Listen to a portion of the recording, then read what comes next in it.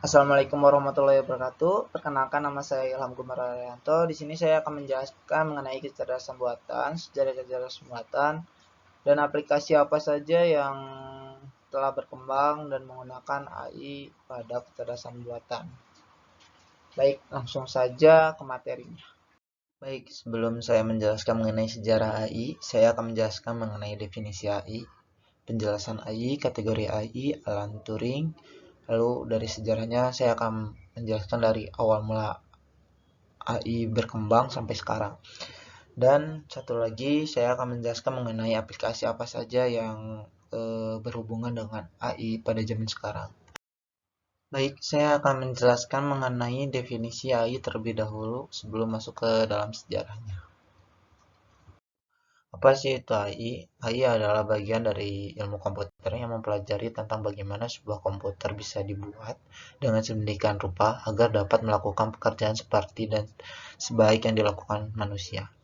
Dan menurut John McCarthy tahun 1956 adalah suatu sistem komputer yang terbentuk untuk mengetahui dan memodelkan proses-proses berpikir manusia dan mendesain mesin agar dapat menirukan perilaku manusia. Lalu selanjutnya ada kategori AI. Di sini ada 4 kategori AI, di mana ada sistem yang berpikir seperti manusia, ada sistem yang berpikir secara rasional, sistem yang bertindak seperti manusia, dan sistem yang bertindak secara rasional. Definisi Alan Turing. Bertindak secara manusiawi, pendekatan tes Turing. Tes Turing diajukan oleh Alan Turing pada tahun 1950, dirancang untuk memberikan definisi operasional yang memuaskan tentang kecerdasan komputer harus memiliki kemampuan natural language processing, berkomunikasi dalam bahasa Inggris, knowledge representation, menyimpan apa yang diketahui atau didengar, automated reasoning, menggunakan informasi yang disimpan untuk menjawab pertanyaan dan menarik kesimpulan baru. Lalu machine learning, beradaptasi pada lingkungan baru dan mendeteksi serta mengekstrapolasi pola-pola. Lalu tes Turing, ada computer vision, mengenal objek, ada robotik, manipulasi objek yang berpindah tempat.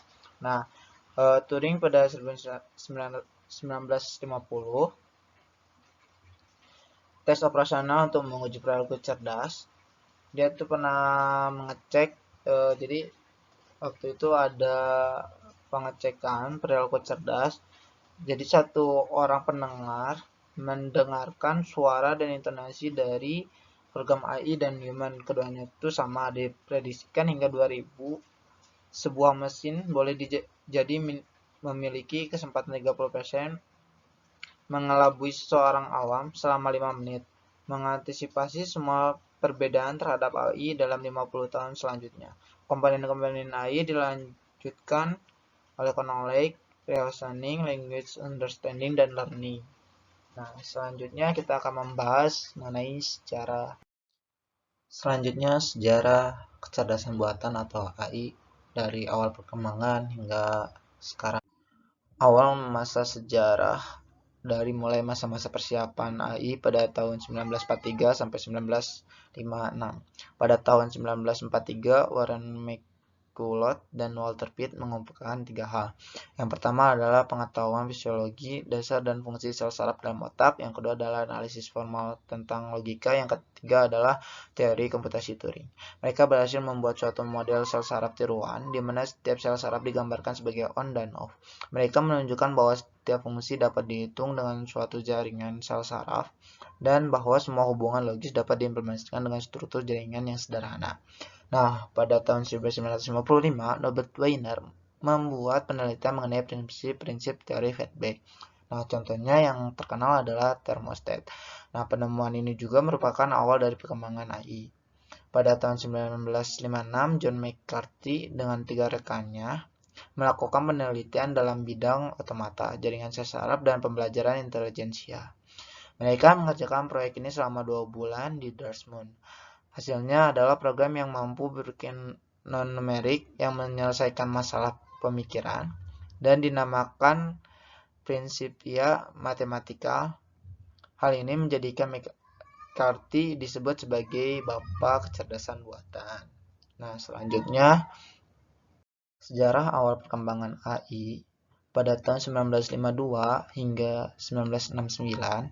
Pada tahun-tahun pertama perkembangannya, kecerdasan buatan atau AI mengalami banyak kesuksesan. Diawali dengan kesuksesan Newell dan Simon dengan sebuah program yang disebut General Problem Solver. Program ini dirancang untuk memulai dan menyelesaikan masalah secara manusiawi. Pada tahun 1959, McCarthy di MIT AI Lab Memo nomor 1, dia membuat program tingkat tinggi yaitu Lisp yang sekarang mendominasi pembuatan program-program kecerdasan buatan. Dan kemudian ada juga program with Common Sense. Di dalam program tersebut dibuat rancangan untuk menggunakan pengetahuan dalam mencari solusi. Nah, pada tahun 1959, Natalie Roster dari IBM dan mahasiswa-mahasiswanya mengeluarkan program kecerdasan buatan yaitu Geometry Tremprover.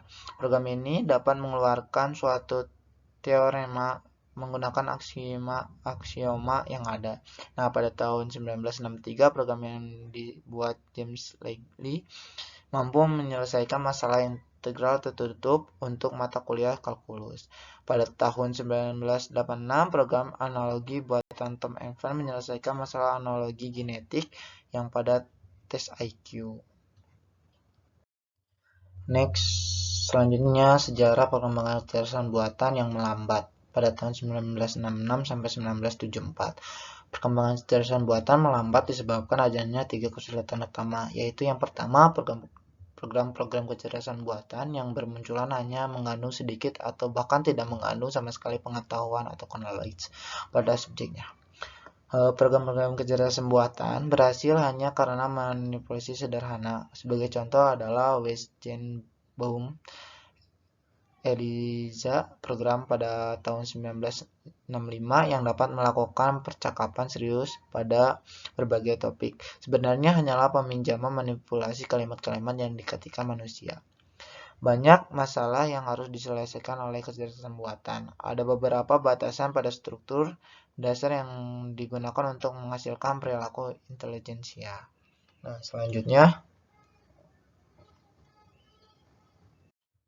Selanjutnya, sejarah mengenai sistem berbasis pengetahuan pada tahun 1969 sampai 1979.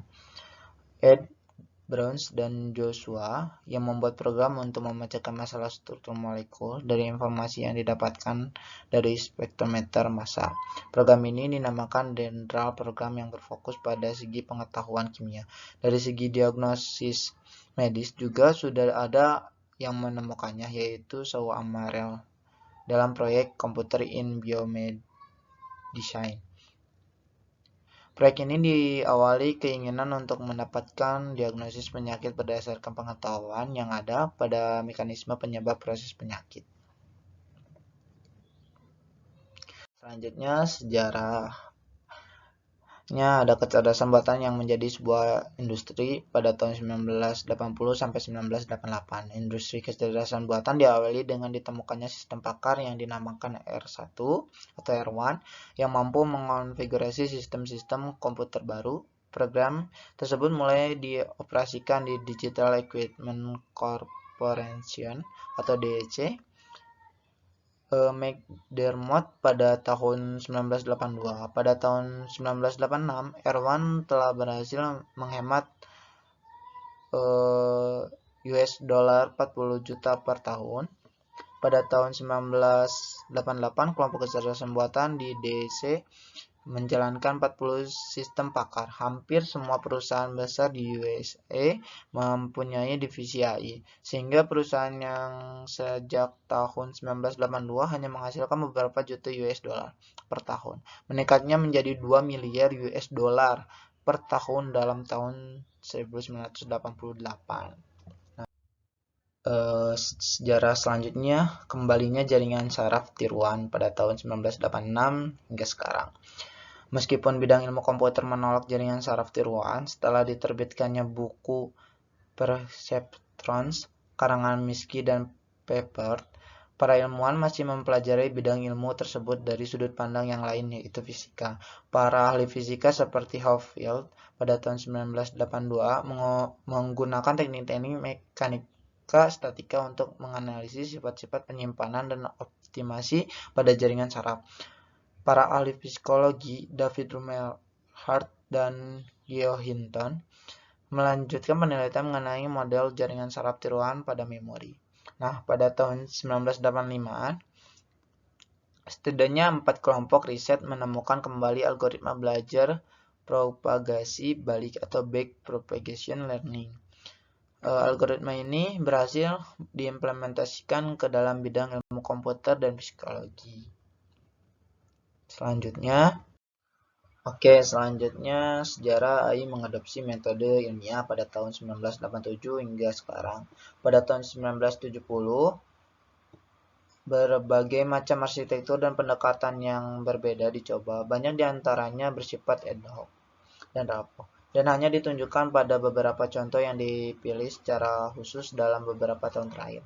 Pendekatan Hayden-Markov Models atau HMMS, teknologi ucapan dan bidang terkait pengenalan karakter tulisan tangan sudah beralih ke industrial yang tersebar luas. HMM menyediakan kerangka kerja matematika untuk memahami masalah dan mendukung klaim teknik bahwa mereka bekerja dengan baik dalam praktiknya. Nah, mesin translator mengikuti kursus yang sama seperti pengenalan ucapan pada tahun 1950-an. Ada antusiasme awal untuk pendekatan berdasarkan urutan kata, dengan model yang dipelajari sesuai dengan prinsip-prinsip teori informasi. Pendekatan itu tidak disukai pada tahun 1960-an, tetapi pendekatan pada akhir 1990-an dan sekarang mendominasi lapangan. Selanjutnya muncul agen cerdas tahun 1995 sampai sekarang. Mungkin didorong oleh kemajuan dalam menyelesaikan problem, AI penelitian juga mulai melihat masalah dari seluruh agen. Karya Allen Newell dan John Light dan Paul Rosblum di SOIR tahun 1990 adalah contoh paling terkenal dari arsitektur agen lengkap. Salah satu lingkungan terpenting bagi agen cerdas adalah internet. Sistem AI telah menjadi sangat umum dalam aplikasi berbasis web sehingga akhiran telah memasuki bahasa sehari-hari. Selain itu, teknologi AI mendasari alat-alat internet manusia seperti mesin pencarian, sistem pemberian rekomendasi, dan agregator situs web. Nah, kalau bisa dibilang aplikasinya itu seperti Google Chrome ya. Kita nyari data yang kita ketikkan, mereka akan mencari inti dari kata yang kita cari dan mereka akan menampilkan data yang kita cari. Nah, sensor itu akan mencari apa yang kita butuhkan, seperti itu.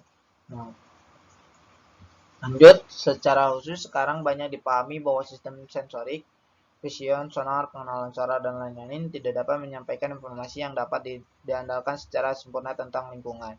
Oleh karena itu, sistem penalaran dan pencernaan harus mampu mengenali ketidakpastian. Konsekuensi utama kedua dari perspektif agen adalah bahwa AI telah ditarik ke dalam kontak yang lebih dekat dengan bidang lain, seperti teori kontrol dan ekonomi, yang juga berhubungan dengan agen. Kemajuan terbaru dalam pengendalian mobil robotik berasal dari campuran pendekatan mulai dari sensor yang lebih baik, integrasi kontrol teroris dari penginderaan, lokasi dan pemetaan, dan lain-lainnya. Nah, selanjutnya, ketersediaan kumpulan data yang sangat besar pada tahun 2001 hingga sekarang. Sepanjang sejarah 60 tahun ilmuwan komputer, pendekatan terletak pada algoritma sebagai subjek utama studi. Tetapi beberapa pekerjaan baru-baru ini di AI menunjukkan bahwa untuk banyak masalah lebih masuk akal untuk mengkhawatirkan tentang data dan kurang pilih-pilih tentang algoritma apa yang akan diterapkan. Hal ini benar karena mengingatkan ketersediaan sumber daya yang sangat besar, misalnya triliunan kata dalam bahasa Inggris dan miliaran gambar dari web. Nah, hal ini sudah diterapkan. Jadi AI ini tuh sudah diterapkan menganalisis dari kayak makalah Yarkowski pada 1995 bahwa pekerjaannya berhasil dengan akurasi 96%. Nah, jadi data dia dengan yang ada di website itu sama, dia akan mencari data yang sama, menyimpan datanya hingga akurasinya 96% dengan data yang asli dia buat. Nah, di tahun 2001, Bring menunjukkan teknik sama untuk seleksi kata dari sensor dari ratusan kata menjadi jutaan kata dengan pilihan kata yang tepat.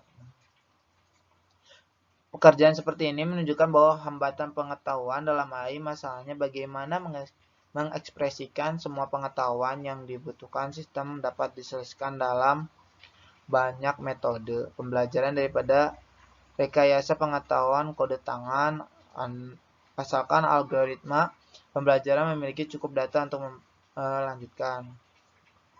Saat ini ribuan aplikasi tertanam secara mendalam di infrastruktur setiap industri. Oke, jadi kesimpulannya dari tahun sebelumnya hingga tahun sekarang adalah perkembangan AI dari mulai pengenalan kata, sensor, hingga search, dia semakin berkembang, naik turun lah kalau kita bisa dibilang mereka tuh naik turun untuk membuat program dengan kecerdasan buatan. Sekarang yang kita sering gunakan dari aplikasi ada chatbot. Chatbot itu termasuk AI juga loh.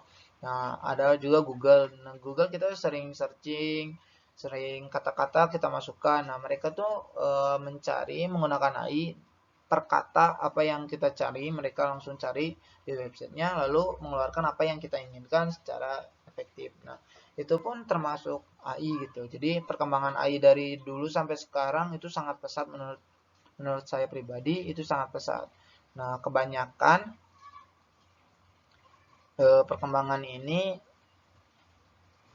mencari ilmu pengetahuan dari manusianya, dia berkali-kali lipat dari ilmu pengetahuan manusia. Apa yang kita ketahui kita bisa cari gitu. Sekarang kan banyak seperti Google Assistant itu menggunakan AI, chatbot menggunakan AI, sekarang ada mobil yang AI juga gitu. Nah, semakin perkembangan zaman, AI semakin pesat menurut saya seperti itu. Selanjutnya, teknologi yang diterapkan AI atau aplikasi atau robot yang diterapkan kecerdasan buatan di dalamnya. Nah, di sini ada software desktop seperti Google, di mana Google mempunyai sistem AI atau kecerdasan buatan. Dia akan menerjemah per kata apa yang kita ketikkan. Misalnya kita mengetikkan apa yang kita mau, dia akan mencarikan data sesuai apa yang kita harapkan. Dan itu pun yang aplikasi ini yang sering kita gunakan gitu, software Google ini yang sering kita gunakan gitu, seperti itu.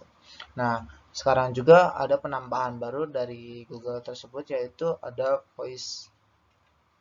Ada voice. Jadi kita mengucapkan apa, dia akan mengetikkan apa yang kita mau. Nah, ketika kita sudah selesai berbicara atau kita sudah selesai mencari apa yang kita cari, dia akan melakukan search dari search yang kita harapkan, dia akan mengeluarkan sesuai dengan harapan kita. Nah, dan juga dari mobile apps ada Google Assistant. Nah, Google Assistant sering digunakan di banyak smartphone. Zaman sekarang malah sudah ada fitur ini ya, bawaan dari Google tersebut. Nah, dari sistem ini juga kita bisa bercanda gitu dengan Google, bisa menanyakan suatu hal, bisa menanyakan jalan atau apapun. Dia akan merespon kita gitu. 24 jam dia akan merespon apa yang kita tanyakan pada dia. Dari sensor ini kita bisa mengetikkan, dan sensor dari AI ini bisa menerjemahkan kata per kata yang kita ucapkan menjadi kalimat jadi kalimat teks yang kita tanyakan. Nah, seperti itu. Jadi di mobile apps banyak aplikasi di mobile apps, banyak juga sekarang aplikasi-aplikasi yang di dalamnya ada chatbox. Nah, chatbox itu Ketika kita ada masalah problem, kita menanyakan, mereka akan merespon 24 jam, ini kenapa, ini kenapa. Kebanyakan juga di game menggunakan seperti itu. Banyak sekali yang sudah digunakan lagi. Google Assistant pun sama, mereka akan merespon apa yang kita inginkan, dan terbukti bahwa AI pada perkembangan zaman sekarang itu semakin berkembang. Nah, seperti itu. Dari mobile apps kita tahu banyak sekali aplikasi-aplikasi yang menurut saya sudah menggunakan AI ya. Banyak sekali aplikasi. Tidak hanya Google Assistant, dan ada juga aplikasi lain. Nah, selanjutnya mobil Tesla, yang mana mobil ini mampu beroperasi sendiri meskipun tidak ada supir di belakang kemudi. Nah, di sini dia memiliki sensor di mana ada kamera depan, dia akan melakukan sensor. Jika mobil di depannya berjarak 5 meter di belakangnya, dia akan melambat, dan walaupun pengendara tidak mengerem, dia akan melakukan pengereman sendiri. Dan jika ada kecepatan mobil dari belakang, dia akan otomatis melakukan autopilot gitu. Jadi mobil tersebut bisa melakukan jalan sendiri atau apa dengan menggunakan sensor-sensor yang ada gitu. Sensor dari jalan. Nah, dari sensor map dia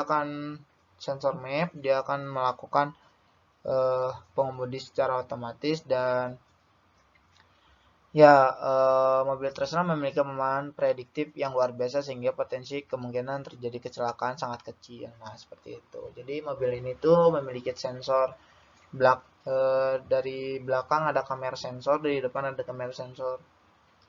Dan jarang sekali juga akan terjadinya kecelakaan.